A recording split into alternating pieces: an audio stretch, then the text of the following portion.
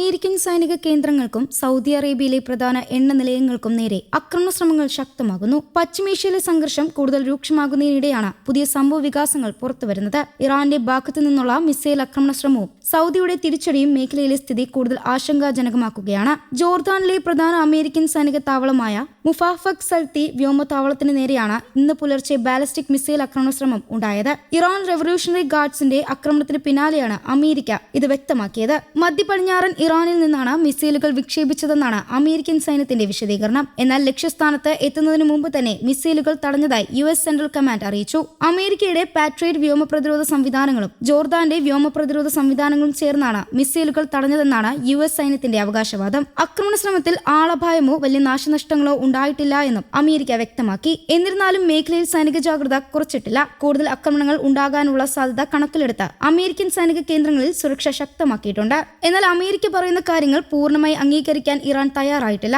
മിസൈലുകളെയെല്ലാം ലക്ഷ്യത്തിൽ എത്തുന്നതിന് മുമ്പ് തടഞ്ഞുവെന്ന US വാദം ഇറാൻ അനുകൂല മാധ്യമങ്ങൾ തള്ളി. ആക്രമണത്തിന്റെ ഫലമായി ചില പ്രത്യാഘാതങ്ങൾ ഉണ്ടായിട്ടുണ്ടെന്ന സൂചനകളും ഇറാൻ മാധ്യമങ്ങൾ പുറത്തുവിട്ടു. ഇതോടെ ആക്രമണത്തിന്റെ യഥാർത്ഥ ഫലം സംബന്ധിച്ച് ഇരു രാജ്യങ്ങളുടെയും വാദങ്ങൾ തമ്മിൽ വലിയ വ്യത്യാസമാണ് നിലനിൽക്കുന്നത്. ഇതിനിടെ സൗദി അറേബ്യയിലും സ്ഥിതി കൂടുതൽ സംഘർഷഭരിതമായി. രാജ്യത്തെ പ്രധാന എണ്ണ വ്യാവസായിക കേന്ദ്രങ്ങളെ ലക്ഷ്യമിട്ട് ഡ്രോൺ ആക്രമണങ്ങൾ തുടരുന്നുവെന്നാണ് സൗദിയുടെ ആരോപണം. ഇറാഖിൽ കേന്ദ്രീകരിച്ച് പ്രവർത്തിക്കുന്ന ഇറാൻ അനുകൂല സായുധ സംഘങ്ങളാണ് ഈ ആക്രമണങ്ങൾക്ക് പിന്നിലെന്നാണ് സൗദി പറയുന്നത്.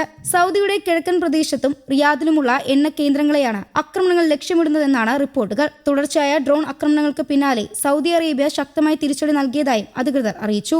US സെൻട്രൽ കമാൻഡുമായി ഏകോപിച്ചാണ് സൗദി സൈന്യം ഇറാഖിലെ ഇറാൻ അനുകൂല സായുധ സംഘടനകളുടെ കേന്ദ്രങ്ങൾക്കെതിരെ ആക്രമണം നടത്തിയതെന്ന് സൗദി പ്രതിരോധ മന്ത്രാലയ വക്താവ് മേജർ ജനറൽ തുർക്കി അൽ മാലിക്കി പറഞ്ഞു. പുലർച്ചെയാണ് സൗദി സായുധ സേന കൃത്യമായ ആക്രമണം നടത്തിയതെന്നാണ് വിശദീകരണം. സൗദിയുടെ എണ്ണ മേഖലയെ ലക്ഷ്യമിട്ട് നടക്കുന്ന ആക്രമണങ്ങൾ രാജ്യത്തിന്റെ സുരക്ഷയ്ക്ക് വലിയ ഭീഷണിയായാണ് അധികൃതർ കാണുന്നത്. സൗദി വിദേശകാര്യ മന്ത്രാലയവും ആക്രമണങ്ങളെ ശക്തമായി അപലപിച്ചു. രാജ്യത്തിന്റെ കിഴക്കൻ പ്രദേശത്തും റിയാദിലെയും എണ്ണ കേന്ദ്രങ്ങളെ ലക്ഷ്യമിട്ട് നടക്കുന്ന ആക്രമണങ്ങൾ അംഗീകരിക്കാനാകില്ല എന്നാണ് സൗദിയുടെ നിലപാട്. സ്വന്തം സുരക്ഷയും പരമാധികാരവും സംരക്ഷിക്കാൻ ആവശ്യമായ സമയത്തും സ്ഥലത്തും തിരിച്ചടിക്കാൻ സൗദിക്ക് അവകാശമുണ്ടെന്നും വിദേശകാര്യ മന്ത്രാലയം വ്യക്തമാക്കി. സൗദിക്കെതിരായ ആക്രമണങ്ങൾക്ക് ഇറാഖിന്റെ മണ്ണ് ഉപയോഗിക്കാൻ അനുവദിക്കരുതെന്നും സൗദി ഇറാഖ് സർക്കാരിനോട് ആവശ്യപ്പെട്ടു. ഇതോടെ ഇറാഖിനും വലിയ സമ്മർദ്ദമാണ് ഉണ്ടാകുന്നത്. ഒരു ഭാഗത്ത് ഇറാനുമായി അടുത്ത ബന്ധമുള്ള സായുധ സംഘങ്ങൾ രാജ്യത്ത് പ്രവർത്തിക്കുന്നുണ്ട്. മറുവശത്ത് സൗദിയും അമേരിക്കയും ഈ സംഘർഷങ്ങൾക്കെതിരെ കടുത്ത നിലപാട് സ്വീകരിക്കുകയാണ്. ആയതിനാൽ തന്നെ ഇറാഖിനെ ഈ സംഘർഷത്തിൽ കൂടുതൽ വലിച്ചിഴയ്ക്കാനുള്ള സാധ്യതയും നിലനിൽക്കുന്നു.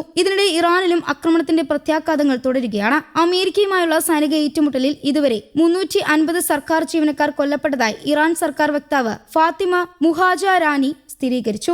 അമേരിക്ക നടത്തിയ വ്യോമാക്രമണങ്ങളിൽ ബുഷഹർ വിമാനത്താവളത്തിന്റെ പ്രവർത്തനവും തടസ്സപ്പെട്ടതായി ഇറാൻ അറിയിച്ചു. രാജ്യത്തെ പ്രധാന റോഡുകൾക്കും പാലങ്ങൾക്കും തുരങ്കങ്ങൾക്കും ആക്രമണത്തിൽ കേടുപാടുകൾ സംഭവിച്ചിട്ടുണ്ടെന്നും സർക്കാർ വ്യക്തമാക്കി. ഇത്തരം സാഹചര്യങ്ങൾക്കിടയിലും ഇറാൻ അതിർത്തികളിൽ സൈനിക സുരക്ഷ ശക്തമാക്കി തുടരുകയാണ്. കടുത്ത കാലാവസ്ഥയും തകർന്ന അടിസ്ഥാന സൗകര്യങ്ങളും നേരിടേണ്ടി വന്നാലും അതിർത്തികളിൽ സൈന്യം ജാഗ്രതയോടെ തുടരുന്നുവെന്നാണ് ഇറാൻ പറയുന്നത്. ആക്രമണങ്ങളിൽ തകർന്ന റോഡുകളും പാലങ്ങളും പുനഃസ്ഥാപിക്കുന്നതിനാണ് സർക്കാർ ഇപ്പോൾ പ്രധാന പരിഗണന നൽകുന്നത്. ജനങ്ങളുടെ യാത്രയും സാധാരണ ജീവിതവും കഴിയുന്നത്ര വേഗത്തിൽ പുനഃസ്ഥാപിക്കാനുള്ള ശ്രമങ്ങളും നടക്കുന്നുണ്ട്.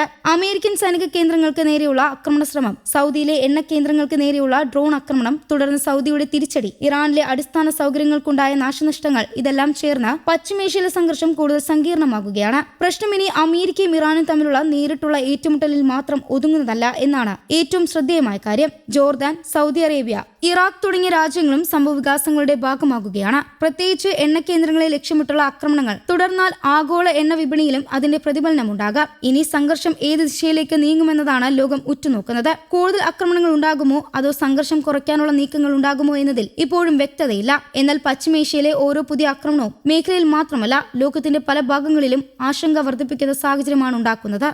News desk Kerala Kaumudi.